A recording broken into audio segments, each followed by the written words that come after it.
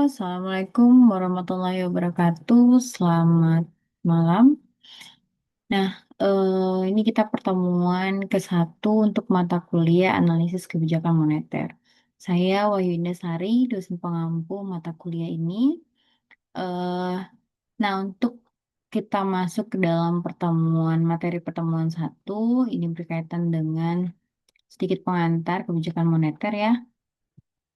Nah, sebelum sampai di sana, ini ada nilai-nilai dasar kampus Tamadun Unpad, di mana ciri-ciri tamadun yang dimaksud itu adalah menjunjung tinggi nilai-nilai agama, terus mematuhi segala peraturan perundang-undangan, memiliki pemikiran yang berkemajuan, terus melestarikan bentuk-bentuk kesenian. Lalu ada ciri-ciri mandirinya, tadi kan tamadun mandiri. Nah, ciri-ciri mandirinya itu adanya rasa tanggung jawab, terus ada pertimbangan dan problem yang dihadapi, adanya perasaan aman, lalu adanya sikap kreatif, terus menunjukkan inisiatif, menunjukkan rasa percaya diri dan menghargai waktu dan bertanggung jawab. Nah, visi misi universitasnya. Jadi visi misi Unpad itu adalah untuk menjadi perguruan tinggi swasta yang terbuka, berbasis religius dalam pengembangan iptek yang bermanfaat bagi kemaslahatan umat. Nah, misinya itu adalah melaksanakan pengabdian, pengembangan iptek, terus melaksanakan pendidikan, penelitian, dan mendorong fungsi kekhalifaan, terus pengabdian terhadap Allah Subhanahu wa Ta'ala dan melestarikan sumber daya alam dan lingkungan serta kehidupan sesuai dengan syariat Islam. Nah, lalu ada visi misi Fakultas Social Science. Nah, apa visi misi Fakultas Social Science itu menjadi fakultas yang terkemuka dan mengembangkan konsep pengetahuan berdasarkan rumput ilmu, bidang ilmu sosial, dan humaniora yang berdaya sains secara internasional dan bermanfaat untuk kemaslahatan umat. Nah, misinya itu untuk melaksanakan meningkatkan kualitas mutu pendidikan, baik dari segi penelitian dan pengabdiannya, lalu melaksanakan dan meningkatkan pengembangan SDM-nya, mulai dari pegawainya, dari segi kualifikasinya, sertifikasinya, jabatannya, dan lain sebagainya. Lalu untuk melaksanakan dan meningkatkan jumlah sarana dan prasarana sesuai dengan kebutuhan bidang rumput ilmu dan melaksanakan serta meningkatkan kerjasama secara nasional baik internasional juga. Nah, ini ada visi misi ekonomi pembangunan itu sendiri. Apa visi misinya? Nah, visi misi eh, EP itu adalah menghasilkan lulusan yang unggul dan ahli di bidang ilmu ekonomi pada tingkat nasional dan internasional untuk kemaslahatan umat tahun 2028. Nah, apa misinya? Misinya itu menyelenggarakan pendidikan dan pembelajaran yang berkualitas untuk menghasilkan lulusan yang mampu berkompetensi secara global dan berorientasi pada pembentukan karakter mulia, produktif, dan profesional. Nah, untuk menyelenggarakan penelitian dan pengabdian kepada masyarakat yang merujuk pada pemanfaatan ilmu ekonomi, sains, dan teknologi dalam meningkatkan kualitas hidup dan kemanusiaan, serta menyelenggarakan tata kelola program studi yang baik dan bersih, berwawasan lingkungan publik, dan mampu menghadirkan kehidupan akademik yang penuh nilai-nilai tamadun mandiri, dan dengan mendayagunakan sumber daya yang ada secara optimal dan berkelanjutan. Lalu ada profil lulusan. Nah, profil lulusan EP itu adalah perencanaan keuangan, ada analis kebijakan publik, ada analis pembiayaan syariah. Nah, dalam perencanaan keuangan itu diharapkan si mahasiswa tadi itu lulusannya ahli dalam financial planning dengan metode dan strategi untuk merencanakan pembangunan ekonomi yang berkelanjutan. Nah, sebagai analis kebijakan itu diharapkan juga lulusan tadi mampu melaksanakan kajian dalam permasalahan kebijakan atau search of polisi eh, dan alternatif kebijakan relevan research of policy.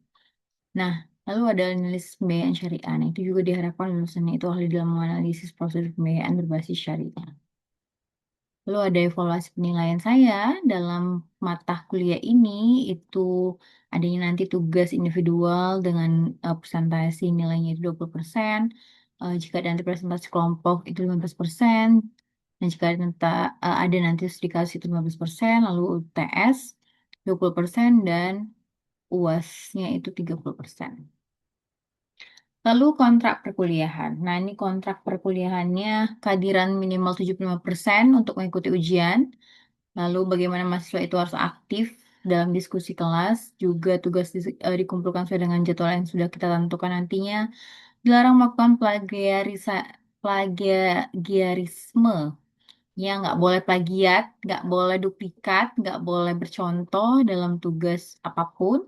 Nanti yang baik itu nanti dikumpul secara eh, soft copy. Lalu etika akademik harus dijaga selama perkuliahan itu tadi.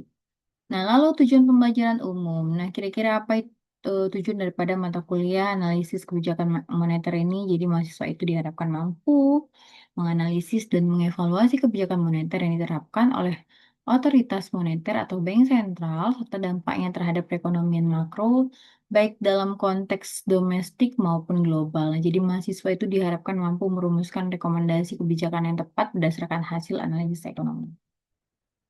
Nah, apa tujuan pembelajaran khususnya? Jadi, eh, untuk tujuan pembelajaran khusus pada mata kuliah ini itu mampu menjelaskan konsep dasar dan tujuan kebijakan moneter, serta peran bank sentral dalam perekonomian, juga menganalisis instrumen-instrumen kebijakan moneter, baik dari eh, suku bunganya, baik dari cadangan wajib minimum, operasi pasar terbuka, dan kebijakan nilai tukar. Lalu, mengevaluasi efektivitas kebijakan moneter dalam mencapai stabilitas harga, pertumbuhan ekonomi, dan stabilitas nilai tukar, juga menginterpretasikan data dalam indikator ekonomi makro yang relevan, mulai dari inflasi misalnya, PDB, tingkat pengangguran, dan lain-lain. Terus bisa membedakan pendekatan-pendekatan teoritis dalam kebijakan, mulai dari pendekatan Keynesian, monetaris, dan model-model makro ekonomi modern. Terus dapat menganalisis kebijakan moneter terhadap sektor real dan sektor keuangan, baik dilihat dari jangka pendeknya, baik dilihat dari jangka panjangnya, lalu mengidentifikasikan tantangan dan keterbatasan dalam implementasi kebijakan moneter. Di beberapa negara berkembang dan negara maju juga dapat menyusun, menganalisis, dan merekomendasikan kebijakan berbasis data dan teori yang relevan. Nah, apa capaian pembelajaran yang diharapkan? Jadi, capaian pembelajaran yang diharapkan dari mata kuliah ini itu tadi, mahasiswa itu dapat bertakwa kepada Tuhan Yang Maha Esa untuk meningkatkan nilai-nilai kemanusiaan yang menjalankan tugas berdasarkan agama moral, etika, dan serta menunjukkan sikap religius. Lalu mahasiswa mampu memahami teori, fenomena, permasalahan ekonomi, dapat menguasai strategi kebijakan, terus mampu menerapkan pemikiran logis, kritis, sistematis, dan mampu menghasilkan karya-karya di bidang ekonomi. Nah, ini sedikit struktur pembelajarannya. Nanti eh, sudah ada di dalam materi-materi yang sudah saya inputkan di dalam portal. Nah, ini referensinya buku-buku yang saya gunakan, baik itu jurnal maupun buku-buku ekonominya. Kalau kamu punya buku makroekonomi, ini juga bagian daripada makroekonomi, jadi itu juga bisa dipakai ya. Nah, lalu sedikit ruang lingkup dan urgensi kebijakan moneter dalam Indonesia. Jadi itu memang membahas tentang instrumennya, jalur transmisinya, tantangan kontemporer, roadmap-nya, kebijakan Bank Indonesia-nya untuk menuju stabilitas ekonomi yang berkelanjutan. Ini sebenarnya bagian eh, pengembangan daripada si makroekonomi itu. Nah, lalu mengapa kebijakan moneter itu menjadi penyelamat ekonomi? Kenapa? Jadi kan ada krisis nilai tukar pada tahun 2024, di mana nilai rupiahnya itu melemah 12% terhadap USD dalam 3 bulan setelah si Federal Reserve Amerika Serikat itu menaikkan suku bunganya sebesar 425 s. Nah, itu menciptakan tekanan yang berat pada neraca pembayaran di Indonesia.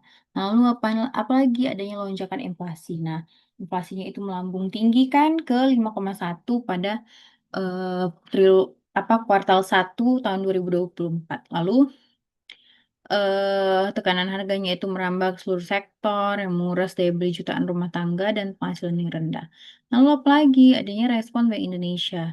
BI itu menyesuaikan policy rate di mana 6,75% ke 5,75% itu sepanjang tahun 2003 sampai 2004. Itu juga sebagai respon yang terukur untuk menstabilkan nilai inflasi sekaligus menjaga momentum pertumbuhan ekonomi nasional. Nah, lalu apa lagi dampak langsung kebijakan daripada si suku bunga tadi? Jadi, hasil dari kebijakannya bahwa kenaikan policy rate sebesar 150 basis point itu yang diterapkan sama BI dalam periode 2023 sampai eh, 2024 berhasil menekan inflasi dari angka yang tertinggi 5,1 sehingga turun menjadi 3,2% pada awal 2025. Nah, ini juga satu pencapaian yang merupakan penurunan inflasi tercepat dalam satu dekade terakhir. Jadi itu membuktikan bahwa efektivitas kebijakan moneter yang responsif dan tepat sasaran dalam menghadapi guncangan eksternal. Nah, lalu krisis nilai tukar tahun 2024. Nah, rupiah itu mengalami tekanan paling dalam pada periode April sampai Mei dengan pelemahan hingga 16.400 per USD. Itu kan rupiah per USD. Jadi $1 itu kita sudah naik 16.400 rupiah. Nah, itu merespon kebijakan si hawkish the Fed, di mana intervensi aktif BI di pasar spot valuasi asing itu berhasil membalikkan tren dan menstabilkan nilai kurs menjelang akhir tahun. Nah, ruang lingkup instrumen kebijakan moneter itu adanya suku bunga kebijakan, lalu adanya operasi pasar terbuka, adanya giro wajib minimum atau GWM, dan intervensi falas, lalu ada instrumen makroprudensial.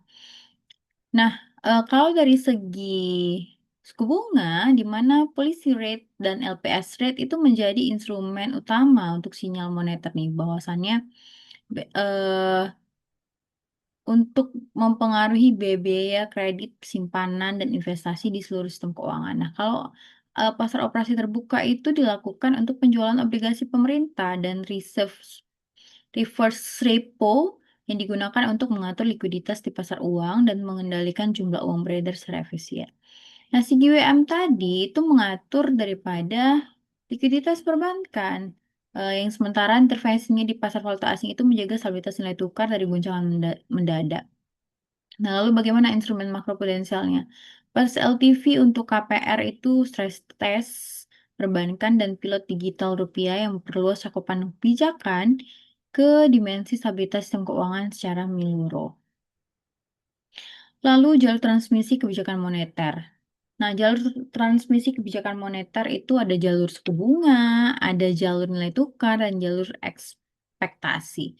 Nah, kalau jalur suku bunga itu, di mana jika LPS naik, maka kredit mikro itu mengalami kontraksi yang akan mempengaruhi konsumsi rumah tangga itu menurun, juga akan menekan inflasi pada meredah secara bertahap.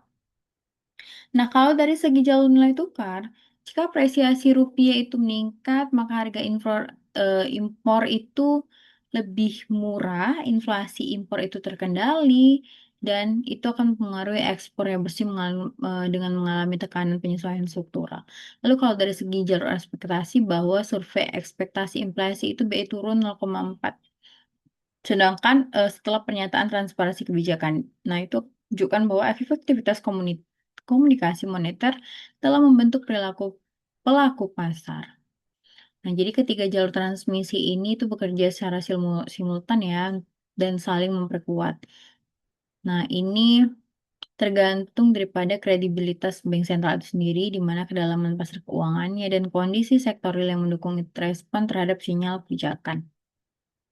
Nah, lalu apalagi bukti empiris transmisi di kuartal 3 2023 sampai 2024. Jadi ada peningkatan 150 basis point naik nih, kenaikan policy rate BI dalam satu siklus pengetatan moneter tahun 2003 sampai 2024. Lalu SPR baru juga naik dari 5,5% ke 6,0%.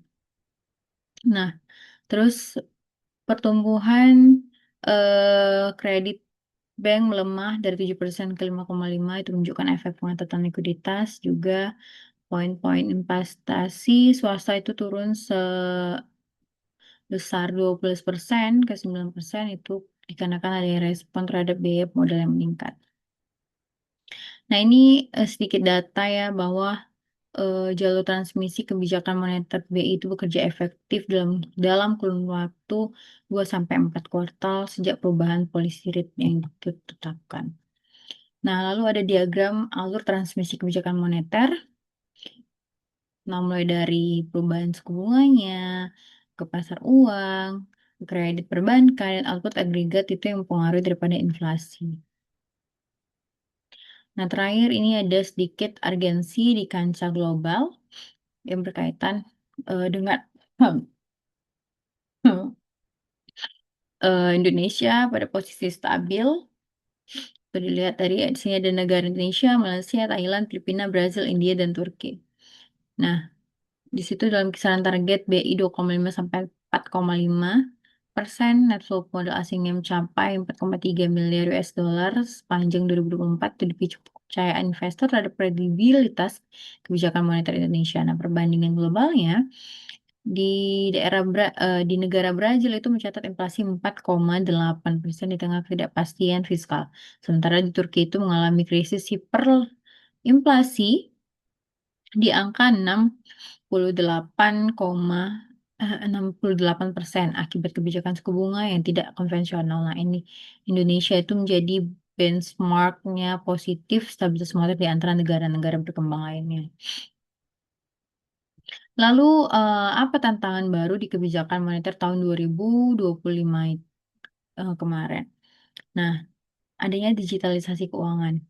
Jadi, BI itu pemerintah itu meluncurkan, eee, digital rupiah dalam fase pilot 2024 dengan membuka babak baru regulasi likuiditas di mana otoritas moneter itu dituntut merancang kerangka baru yang mengintegrasi CBDC dengan sistem pembayaran konvensional. Jadi, lalu ada dilihat dari resiko iklim dan komoditasnya, ini juga dilihat dari fluktuasi harga komoditas utama Indonesia, mulai dari kelapa sawit dan batu bara, itu dipengaruhi pada perubahan iklim yang menciptakan volatilitas baru yang menguji kemampuan BI dalam menjaga stabilitas harga.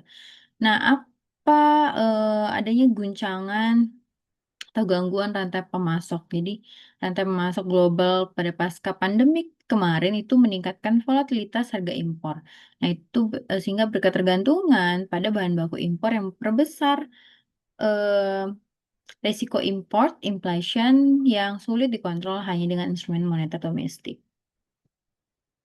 Nah, ini sedikit kejutan digital tahun 2024. Jadi, ada 4 strategi digital rupiah. Nah, dari keberhasilan fase pilot digital itulah ternyata membuktikan kalau kesiapan infrastruktur dan antusias pengguna terhadap mata uang digital bank sentral. Jadi, itu 3 bulan, eee, 3 bulan itu dalam 3 bulan itu sudah mencatat 3,2 juta transaksi yang diproses.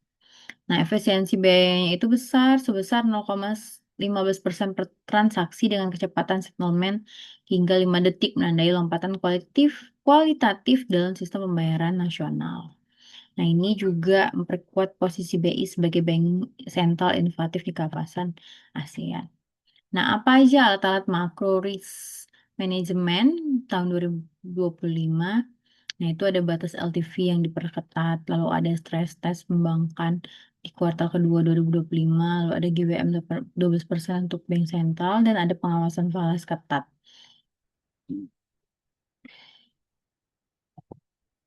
Nah, lalu sedikit studi kasus tentang responnya BI terhadap guncangan harga minyak tahun 2024, di mana pada April 2024 itu harga Brent melambung 30% dalam sebulan. Nah, itu dilihat bahwa inflasi energi domestik itu melonjak untuk 1,2 poin persen. Nah, itu memicu kekhawatiran luas di pasar keuangan pada kalangan industri. Juga di bulan Mei 2024 ada tindakan cepat yang dilakukan oleh BI untuk menaikkan policy rate. Itu juga dilihat dari apa namanya spot pasar spot yang eh, dolar per rupiah senilai 2 miliar dolar. Juga itu menstabilkan nilai tukar dan ekspektasi pasar, dan di bulan Juli itu juga ada pemulihan di mana pas itu ternyata inflasi energi itu berhasil ditekan kembali ke 3,5%. Nah, jadi pelajaran pentingnya bahwa kecepatan respon dan koordinasi BI itu pada BI dan Menkyu itu terbukti bahwa memperkecil dampaknya spillover ke sektor real, di mana itu menegaskan pentingnya alat sinergi kebijakan lintas otoritas. Nah, ini sedikit roadmap kebijakan moneter tahun 2006 sampai 2023, 2030. Nah, dari target-target makroekonominya mulai dari inflasinya, terus pertumbuhan outputnya, cadangan devisanya, juga dari strategi inovasi di mana adanya digital rupiah, green financing, terus ada policy coordination unit, lalu ada uh, AI-driven forecasting. Nah, ini juga AI-driven forecasting ini teknologi cerdasan buatan ya, jadi ada AI-driven forecasting. Nah, sedikit kesimpulan dan ajakan yang bertindak ya. Jadi, eh, simpulannya bahwa kebijakan moneter itu bukan hanya sekadar alat teknisnya bank sentral, tapi ini juga motor utama untuk menstabilisasikan harga, pertumbuhan inklusif, dan ketahanan terhadap guncangan eksternal yang tidak terduga. Jadi adanya krisis itu juga dapat dimanage pada kebijakan moneter ini. Nah, lalu di sini yang penting adanya transparan saja, lalu adaptif dan terintegrasi. Transparan itu maksudnya kebijakan yang dikomunikasikan dengan jelas dalam membentuk ekspektasi positif, sehingga akan meningkatkan efektivitas transmisi moneter. Secara adaptifnya, harus bisa merespon dengan cepat terhadap guncangan eksternal. Nah, lalu terintegrasi maksudnya sinergi antara kebijakan moneter, fiskal, dan makroprudensialnya sehingga itu memperkuat ketahanan ekonomi Indonesia menuju visi 2020 yang berkelanjutan dan digital. Nah, berikut ada latihan soal untuk pertemuan satu ini mau dikerjakan dan nanti akan dikumpulkan di pertemuan ke-8 pada saat UTS. Oke, baik. Terima kasih. Assalamualaikum warahmatullahi wabarakatuh. Selamat malam.